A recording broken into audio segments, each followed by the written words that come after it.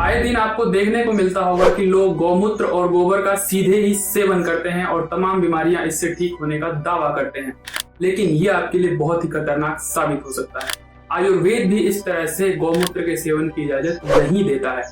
आज हम इस वीडियो में यही जानने वाले हैं कि आयुर्वेद का नजरिया गौमूत्र के सेवन के बारे में क्या है, क्या उसका सिद्धांत है और मॉडर्न साइंस इसके बारे में क्या कहती है। इस विषय से बहुत से लोगों की आस्था जुड़ी होती है, लेकिन आस्था और विज्ञान दोनों ही अलग विषय होते हैं। सही जानकारी होना बहुत ही जरूरी होता है, वरना भारी नुकसान झेलना पड़ सकता है।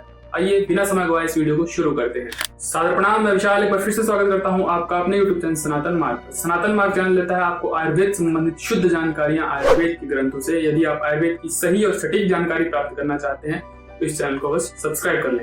पौराणिक काल के समय से आयुर्वेद के अंदर जानवरों के मूत्र से इलाज की विधियां बताई गई। यहाँ तक कि सुश्रुत, चरक, वाग्भट और निघंटू जैसे महान आयुर्वेदाचार्यों ने भी इसका उल्लेख किया है।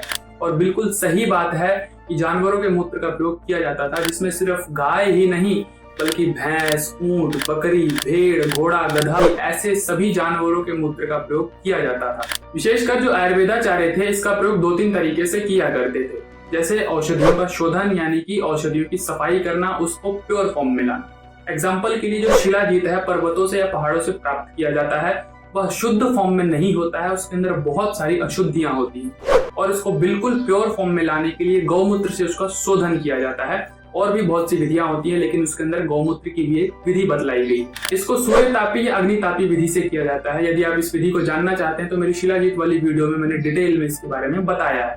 ऐसे ही इसका प्रयोग स्वर्ण भस्म, ताम्र भस्म, लौह भस्म इत्यादि या मंडूर या वटी जैसी औषधियां बनाने के लिए किया जाता है। फिर ऐसे ही जो दूसरा प्रयोग है उसके अंदर लेप तैयार करने के लिए, जैसे किसी स्किन डिसऑर्डर के अंदर यानी कि सोराइसिस, एक्जिमा या किसी घाव के अंदर जब कोई औषधियों का लेप तैयार होता था उसके अंदर गौमूत्र मिला करके तैयार किया जाता था और एक्सटर्नल यूज किया जाता था, यानी कि बाहर स्किन के ऊपर अप्लाई किया जाता था।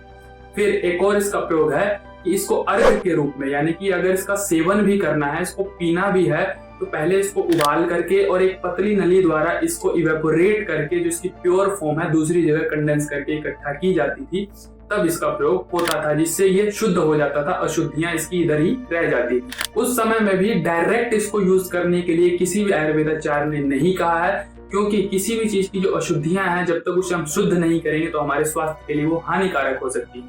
यदि बात करें कि किस तरह के गाय या जानवर के मूत्र का प्रयोग किया जाता था, तो उसके बारे में आयुर्वेदाचार्य ऐसा कहते हैं कि वो बिल्कुल स्वस्थ होना चाहिए। यानी कि सबसे पहली कंडीशन जो होती है कि जानवर बिल्कुल स्वस्थ हो, उसको किसी प्रकार का संक्रमण या रोग ना हो। दूसरा, वो जानवर कभी भी प्रेग्नेंट ना हुआ हो या लाइफ में कभी उसने बच्चा ना दिया हो।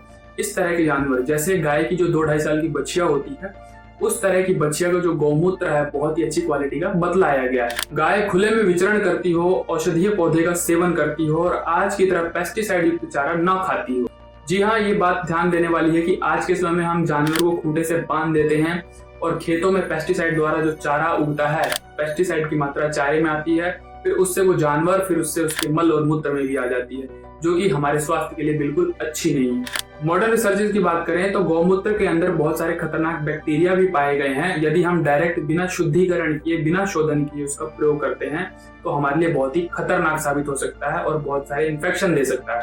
मार्केट में बिना क्वालिटी कंट्रोल के गौमूत्र की धड़ल्ले से बिक्री हो रही है, किसी भी अथॉरिटी का उस पर ध्यान नहीं है, जो कि हमारे स्वास्थ्य के लिए बिल्कुल भी अच्छा नहीं है। और आस्था के चक्कर में हम बिना कुछ जाने और समझे सिर्फ सुन के इसका प्रयोग करने लग जाते हैं।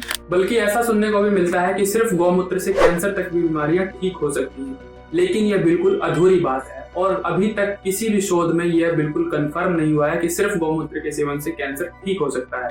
आयुर्वेद के ग्रंथों में कर्क रोग यानी कि कैंसर के बारे में गौमूत्र के साथ बनी हुई औषधियों का प्रयोग जरूर बतलाया गया है, लेकिन कहीं भी सिर्फ गौमूत्र का वर्णन नहीं हुआ है। कर्क रोग में प्रयोग होने वाली बहुत से औषधियों को गौमूत्र के अंदर तैयार किया जाता है, ना कि सिर्फ गौमूत्र के सेवन से ही आपका कैंसर ठीक हो जाता है। और खास करके आज के समय में जो डायरेक्ट गौमूत्र का प्रयोग करके आप ये उम्मीद कर रहे हैं, तो इसको तो बिल्कुल छोड़ दीजिए, क्योंकि पहले के समय जो जानवर का क्राइटेरिया था कि खुले में चरना, स्वस्थ रहना और पहाड़ों इत्यादि पर विचरण करना, जहाँ पर बहुत सी औषधियां अलग अलग तरीके की मिलती थी, उस तरह के जानवर के मूत्र का प्रयोग बहुत ही अच्छा बतलाया जाता है। जो जानवर बहुत कम दूध देता है यानी कि जो पहाड़ी गाय होती है, उस तरह के जो जानवर के मूत्र हैं बहुत ही अच्छे माने जाते हैं। और आज के समय में इस तरह के जानवर के मूत्र का मिलना बहुत ही मुश्किल हो गया है और मार्केट में मिलने वाले जो अधिकतर गौमूत्र है जैसे तैसे आप तक पहुंचा दिए जाते हैं। मैं सभी की बात नहीं कर रहा, बहुत सी कंपनियां क्वालिटी कंट्रोल का ध्यान रखती है, लेकिन अधिकतर आपको ऐसा नहीं मिलता है। तो ये थी गौमूत्र के बारे में आयुर्वेद के मतानुसार जानकारी। और गौमूत्र के प्रयोग करने से पहले आपको ध्यान रखना चाहिए, कभी भी डायरेक्ट उसको प्रयोग नहीं करना चाहिए।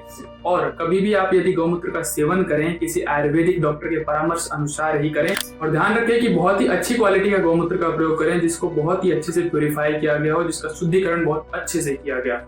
इसी तरह की ज्ञानवर्धक स्वास्थ्यवर्धक जानकारियों के लिए हमारे साथ जुड़े रहें। चैनल को सब्सक्राइब कर दें, बेल आइकन का बटन दबा दें ताकि आने वाले नोटिफिकेशन आपको बस समय पर पहुंच जाए।